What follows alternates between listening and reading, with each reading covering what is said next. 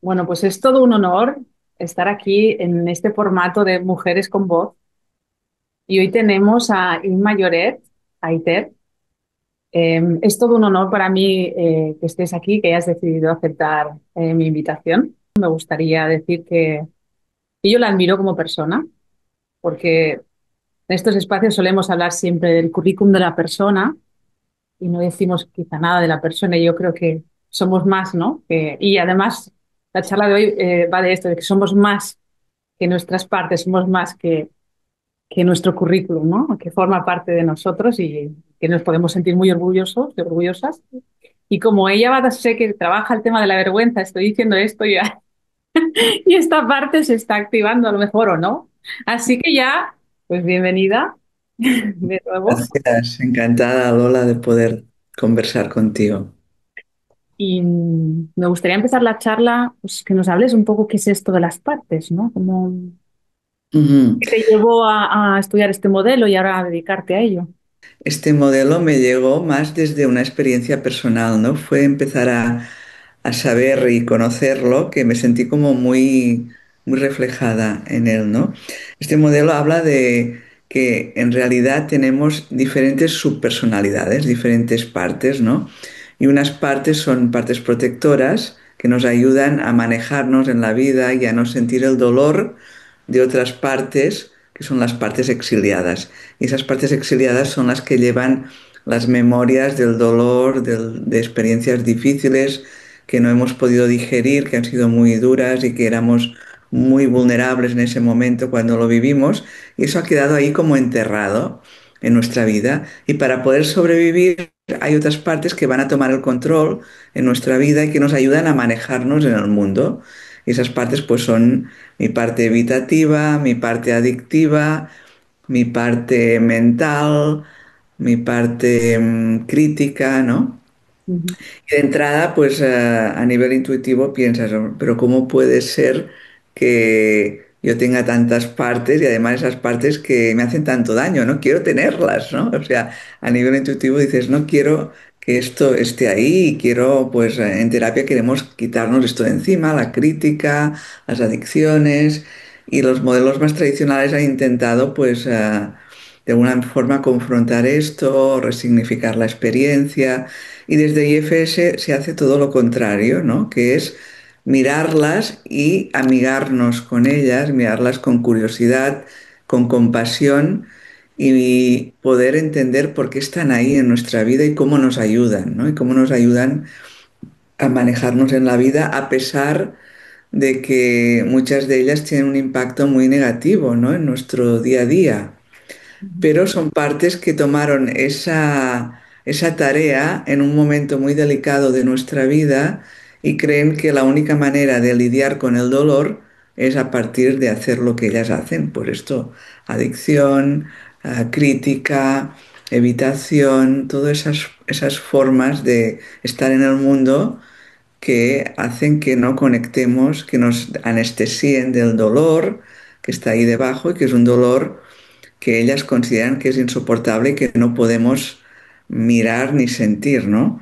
Pero la buena noticia es que todos, ¿no? Y esto es lo que descubrió también el creador del modelo, Dick Schwartz, es que todos tenemos dentro de nosotros como seres humanos un núcleo, un centro que él le llama self, donde con unas cualidades de conexión, de compasión, de curiosidad, donde podemos mirar a esas partes y mirarlas con curiosidad y con cariño y entender por qué están ahí, ¿no? Cómo mi parte adictiva me ayuda a anestesiarme de cosas mucho más dolorosas que están ahí debajo de la alfombra, ¿no? O cómo mi parte evitativa hace que no afronte situaciones que simplemente pensar en ellas tengo mucha activación, ¿no? ujú, Entonces, el trabajo sería ir a mirar esas partes con curiosidad, con compasión y proponerles una alternativa. Y la alternativa es que ahora, en este momento de nuestra vida, yo desde ese lugar, desde mi self, desde mi ser esencial, podríamos decir, puedo ir a mirar ese dolor, acogerlo y darle un espacio dentro de mí para poderlo metabolizar, para poderlo digerir, para poderlo acoger, para poderlo llorar, ¿no?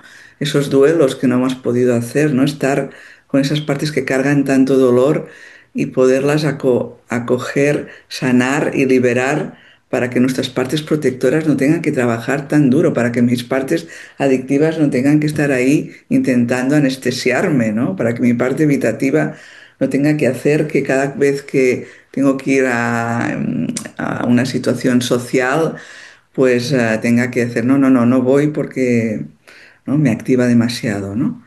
Ujú, Entonces, esa es la premisa principal del modelo y eso es lo que también me atrajo porque lo conocí en un momento de mi vida que aunque yo estaba formada en otros modelos, también muy vanguardistas de trauma, como sensorio-motriz o somatic experiencing, vi que este modelo era más intuitivo, más sencillo, y que me tocaba personalmente, ¿no? Digo, es que yo tengo esas partes, las reconozco y partes de mí las rechazan, no quiero que estén, ¿no? Y aprender esa nueva mirada, ¿no? De compasión, de curiosidad hacia eso, fue como una forma de aceptarme, ¿no? Y de mirarme con cariño y con compasión, de decir cómo mis padres han intentado lidiar de esa forma tan difícil y tan destructiva a veces, ¿no? Pero que ellas creían que era la única manera, ¿no? Y ujú, desde esta mirada más compasiva he podido también mirarme con más amor y con más compasión porque había mucho sentido de fracaso personal, ¿no? Es decir, tú te estás dedicando a esto, acompañas a personas, pero hay muchas cosas de tu vida que no las tienes resueltas y todavía tienes tantas dificultades, ¿no?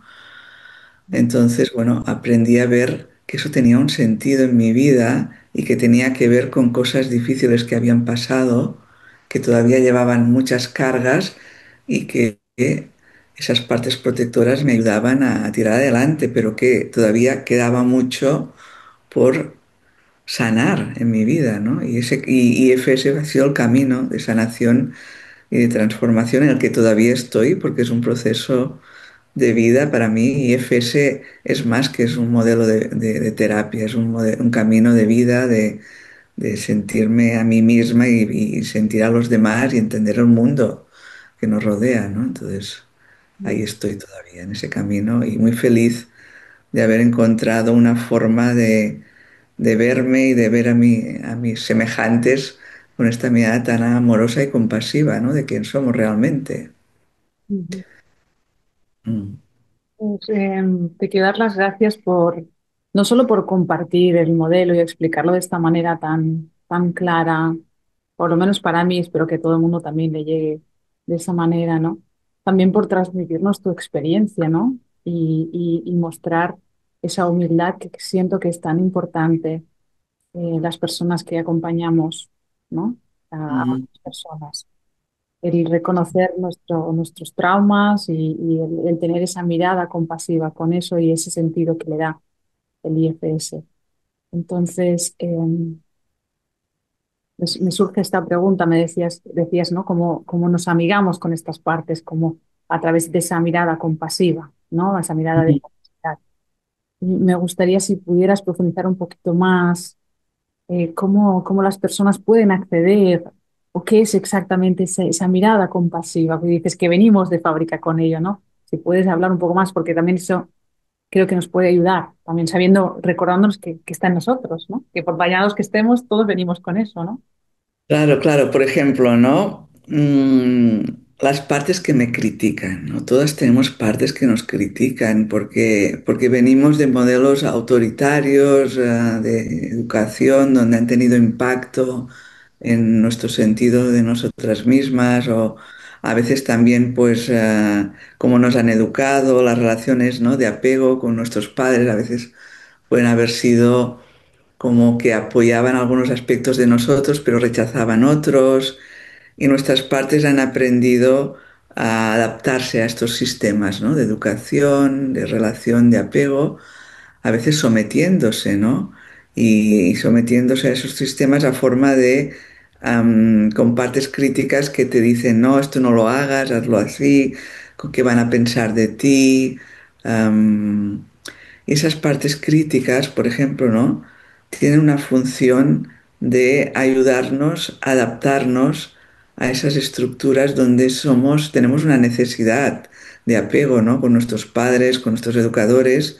Queremos como criaturas, queremos ser amados y ser reconocidos, ¿no? Y a veces, pues lo que hemos tenido que hacer es recortarnos, ¿no? Y negarnos a nosotros mismos para encajar en esas estructuras relacionales, ¿no? Y entonces la parte crítica me dice, no hagas eso, no te muestres así, esfuérzate más, nuestras partes perfeccionistas, ¿no? Y esas partes a su manera han querido que fuéramos aceptados en esos espacios relacionales, ¿no? Entonces, cuando yo puedo ver a mi parte crítica que hace esto por mí, porque piensa que si yo me esfuerzo más, voy a ser más reconocida y más validada y más querida, entonces le puedo dar las gracias y decir gracias, parte, ¿no? Crítica, que sé que tú tienes una buena intención en mi vida y que me ayudas a que no vuelva a sufrir el rechazo o el bullying o la crítica que viví, que fue tan doloroso en ese momento en mi vida, ¿no? Pero ahora ya no te necesito, ¿no? Le puedo decir, ahora no te necesito o déjame espacio. Le pedimos a las partes críticas o a las partes protectoras que nos dejen espacio para ir a mirar nuestras partes más vulnerables, que nuestras niñas que fueron avergonzadas o que vivieron bullying o que vivieron rechazo o que vivieron que no eran aceptadas tal como eran y tuvieron que absorber la creencia de hay algo malo en mí, no soy adecuada. Si soy natural, si me expreso tal como soy, no voy a ser querida o no voy a ser rechazada o me van a hacer daño. Y esas partes, nuestras partes niñas, absorbieron esas creencias de hay algo malo en mí y nuestras partes perfeccionistas, críticas, evitativas, van a intentar esforzarse para que no volvamos a vivir esa herida tan dolorosa, ¿no? De hay algo malo en mí, no soy suficiente, no estoy a la altura, y van a esforzarse a trabajar tan duro en esto, en hacer cosas, en conseguir, en lograr, en esforzarse, o cuando ya no pueden más esas partes, luego hay otras partes, las adictivas, que dicen, bueno, voy a anestesiarme, ¿no? Y voy a estar viendo Netflix toda la tarde o toda la noche y voy ahí y no sentir nada, o voy a beber o voy a comer para no sentir, ¿no? Y para anestesiarme de algo que duele, ¿no? Y esas partes se van a encargar de hacer esas tareas tan ingratas, pero que ellas creen que son necesarias y que lo van a seguir haciendo hasta que no podamos ir a sanar al dolor original de mi parte niña que sintió que era defectuosa o que tenía algo malo. Pongo este ejemplo porque es algo personal, ¿no? Que yo he vivido y que es el trabajo de mi vida. Y por eso me dedico tanto al tema de la vergüenza y a entender las partes que están implicadas en este ciclo de la vergüenza. Y creo que la vergüenza es una de las cargas más duras y más difíciles que nuestras partes heridas cargan, ¿no? Como efecto del impacto traumático. Quiero decir, traumático puede ser el gota a gota, ¿no? Que tus padres, por ejemplo, no acepten algo de tu conducta, y tú lo tengas que esconder y lo tengas que negar, ¿no? Ah, hablo de temas, por ejemplo, de orientación sexual, en mi caso, donde vivía en una realidad donde no podía ser yo misma y me tuve que negar a mí misma, ¿no? En muchos aspectos de mi vida. Entonces, todo esto deja una herida en forma de creencias de hay algo defectuoso en mí, hay algo malo en mí, que va a hacer que tú hagas cosas para no sentir eso, ¿no? Esas partes tuyas estén ahí tapando ese dolor como puedan, ¿no? Ujú, ujú.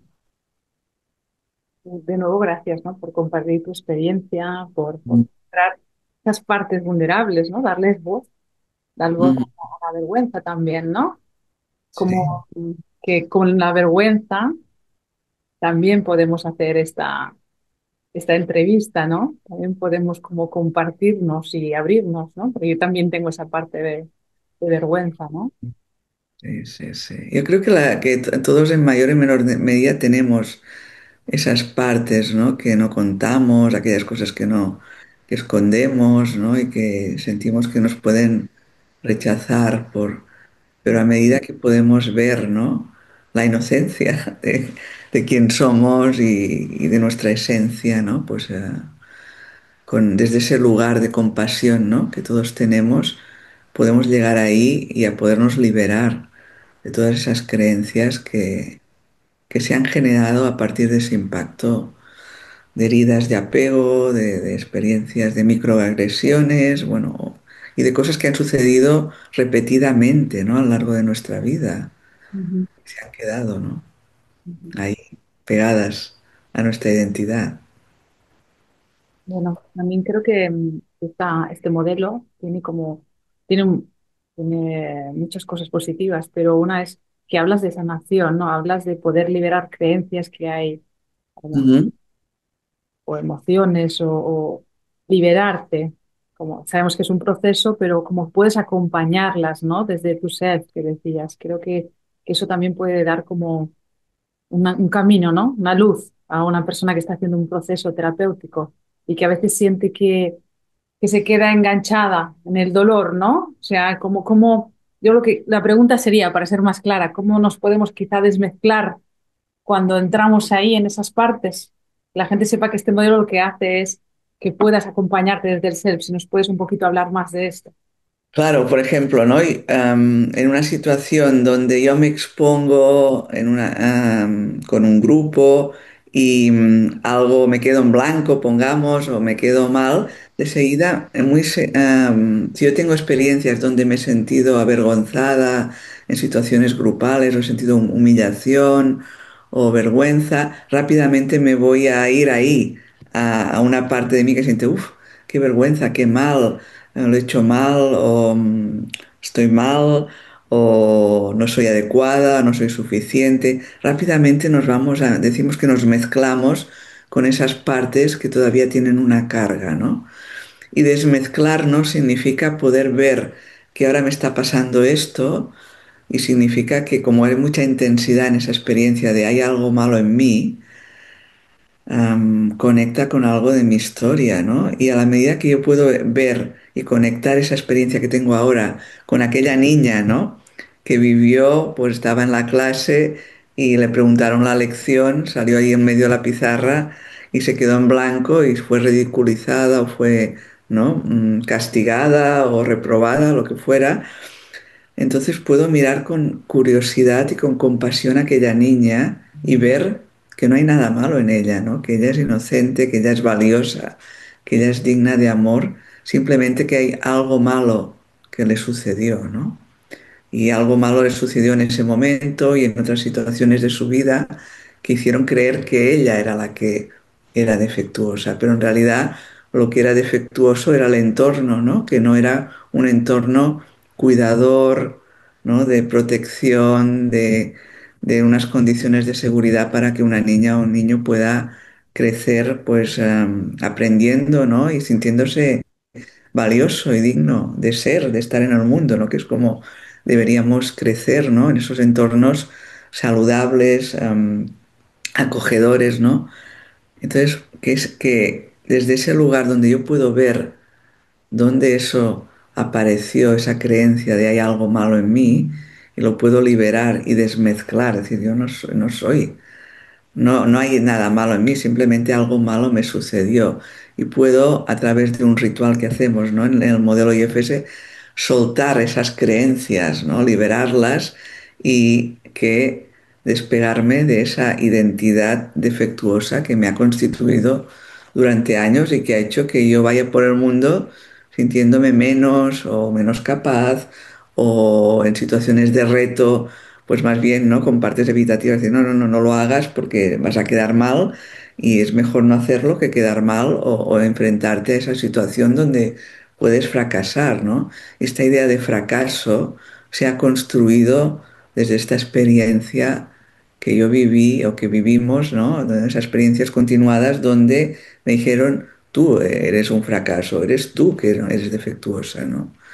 El fracaso no es de la niña, es del sistema en sí mismo o es de lo que lo rodea, ¿no? Pero hasta que yo no puedo vivir, liberarme esas creencias, no voy a poder ir por el mundo sintiendo que puedo experimentar, que puedo jugar, que puedo explorar y que no tiene nada que ver con fracaso y éxito, ¿no? Que la vida son experiencias y el significado se lo damos en función de las condiciones que tenemos alrededor y cómo vivimos esas situaciones, ¿no? Porque si aquella niña hubiera tenido a alguien, ¿no? Que le hubiera dado la mano, como ahora podemos hacer en la terapia, ¿no? De ir allí a la escena y darle la mano y decir, no hay nada malo en ti, todo, eres valiosa o eres digna de amor o siento mi corazón contigo y qué duro lo que viviste, ¿no? Poder estar con aquella niña, si aquella niña hubiera podido tener a alguien que hubiera estado con ella, ¿no? Tal como ella hubiera necesitado, entonces no se hubiera pegado toda esa carga, ¿no? De sentirse incompetente, inadecuada, defectuosa, ¿no? Y ahora lo podemos hacer. Lo bueno es que con esta terapia podemos ir a la escena o a los momentos donde esa carga se absorbió y poder estar ahí con aquella niña tal como ella hubiera necesitado, abriéndole nuestro corazón y enviándole nuestro cariño y nuestra compasión por aquello que vivió sola, ¿no? Porque el trauma es vivir cosas abrumadoras que te superan, pero que estás sola, que no hay nadie que te da la mano y no tienes las condiciones evolutivas para poder digerir sola por ti misma eso, ¿no? Ujú. Suena muy bien, ¿no? No solo suena, sino que, que esta terapia tiene evidencia científica, ¿no? Es una de las terapias que se mencionan en los últimos estudios, sobre todo de reprocesamiento de trauma, ¿no? Como que tienen eficacia, ¿no? Como que ahora mismo ya está esta evidencia científica, porque también quiero que la gente lo sepa, ¿no? Exacto, sí, tiene evidencia científica, está en uno de los registros, ¿no? En Estados Unidos de las terapias basadas en la evidencia y realmente pues es una terapia efectiva para el trauma, pero yo diría que es un camino de vida efectivo para vivir en plenitud, ¿no?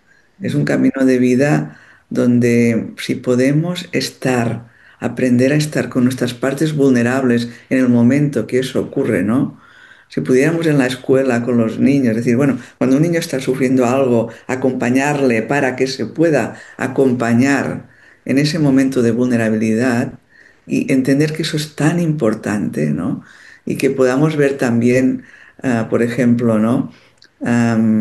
Si un niño hace cosas que parecen disruptivas, entenderlo como una forma de protección que está haciendo de otras cosas que le están sucediendo, ¿no? Si podemos cambiar la mirada y mirarnos con esta mirada de curiosidad y de compasión y estar con esas partes que se esfuerzan, que trabajan tan duro y las partes vulnerables que están ahí debajo. Si pudiéramos hacer eso en vivo y en directo cuando sucede, no tendríamos que hacer tanta terapia cuando somos mayores, ¿no? Y es lo que nos ha pasado a la mayoría que hemos estado, tenemos que estar luego toda una época, todos unos años ahí, pues sanando por el impacto de no comprender la importancia de poder estar ahí con nuestras partes vulnerables, con las partes que sufren, con las partes que se sienten inseguras, que tienen vergüenza, que eso estuviera en todas partes, ¿no? En las escuelas, en los lugares de trabajo, esa nueva mirada hacia nosotros y hacia estar con nosotros mismos, eso cambiaría nuestra forma de estar en el mundo, ¿no? Y Ujú, ujú, creo que ujú, es un camino que está ahí por explorar, ¿no? Que es un modelo que hace, bueno, hace 40 años que está, pero que en los últimos 15 años es donde se ha hecho más visible y está pues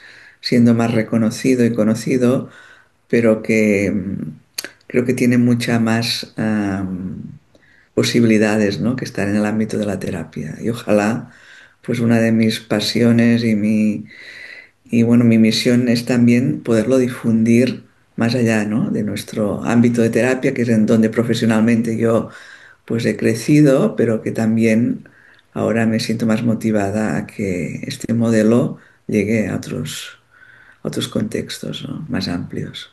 ujú, Y esa es también la misión del creador, ¿eh? De Dick Schwartz, que está también difundiendo el modelo más allá del ámbito terapéutico. Ujú. Qué bueno, Ima. Y también ese es el propósito de esta entrevista, ¿no? Que llegue Ujú. pues, a todo el Exacto, mundo, ¿no? No solamente a los terapeutas, sino, por ejemplo, en personas que están trabajando con otras personas, ¿no? Como decías tú, en la escuela y como para uno mismo, para acompañarse a uno mismo, ¿no? Para, claro. para poder como, sí, creo que tú has mencionado de como camino de vida, como forma de ver el mundo. Creo Ujú. eso sí, sí, sí podemos divulgarlo y va calando y va, nos sentiremos menos culpables, ¿no? Porque es una de las cosas que yo valoro mucho de este modelo, ¿no? Cómo desculpabiliza, ¿no? Puedes responsabilizar, pero no culpabilizarte, ¿no? Que en otros modelos quizá yo me he encontrado que sí, entonces como es esa mirada abierta, compasiva, ¿no? Que pretendemos que llegue, que se sienta. Ujú. Totalmente. Ah, lo que estamos escuchando. Sí, Mm. Nuestro granito de arena ponemos aquí hoy, ¿no? Mm. ¿Querías sí. añadir alguna cosa más? No, simplemente pues que quien esté interesada puede mirar en nuestra web institutoifs.com, donde ahí hacemos formaciones para profesionales. En este momento la formación está más dirigida a psicoterapeutas, pero hay la voluntad de abrirlo a otros profesionales y a otros contextos y al público en general. Y también decir que hacemos unos talleres vivenciales sobre la vergüenza con Betlem, mi pareja también, compañera de vida, que también es psicoterapeuta. Y estamos también pues haciendo estos talleres para que sea experienciado por personas que no son del ámbito terapéutico, que quieran conocer un modelo desde la experiencia propia, ¿no? O sea que estamos ahora con estas ganas de abrir más el modelo más allá del ámbito profesional terapéutico y que llegue también a personas como que quieran hacerlo como un crecimiento personal, autoconocimiento y seguir explorando todas esas partes críticas, partes que nos avergüenzan, partes que avergüenzan a otros y las partes exiliadas que tienen el dolor de sentirse que no son valiosas, que no son dignas de amor, que son las que están ahí en el fondo de la vergüenza, ¿no? Ujú. Escuchándote me llega eso, es como al final llegar al origen, ¿no? Llegar a lo que, como nacemos, ¿no? A nuestro corazón. Exacto, Lo que dices, exacto, forma de vida, es que si al final es abrir el corazón con dolor, cuando se cerró y poderlo volver a abrir, ¿no? Y totalmente. nos toca a todos. Exacto, y somos seres que relacionales, ¿no? Donde nuestra esencia es estar en relación, abrir el corazón hacia el otro, ¿no? Y desde este amor y conexión. Entonces, pero con efecto de las heridas de apego hemos tenido que ir cerrando nuestros corazones para sobrevivir, ¿no? Pero ahí cerrando el corazón se vive muy estrechamente, ¿no? A la que puedes abrir un poco más, un poco más. Podemos vivir con nuestra plenitud, ¿no? Estamos llamados a vivir en plenitud y en conexión y bueno, decimos, ¿no? Que somos seres espirituales con una experiencia humana, ¿no? Yo estoy también convencida de esto, ¿no? Y por eso también este modelo me encanta porque también conecta con las tradiciones espirituales de que realmente somos, ¿no? Así que, bueno, seguir expandiéndonos en ese ser que somos. Ujú. Bueno, pues muchísimas gracias por tu tiempo, por tu generosidad y por compartir todos esos conocimientos y sobre todo por tu humildad y tu compartirte tú, que yo eso lo agradezco enormemente. Gracias, ha sido un placer, Lola, gracias.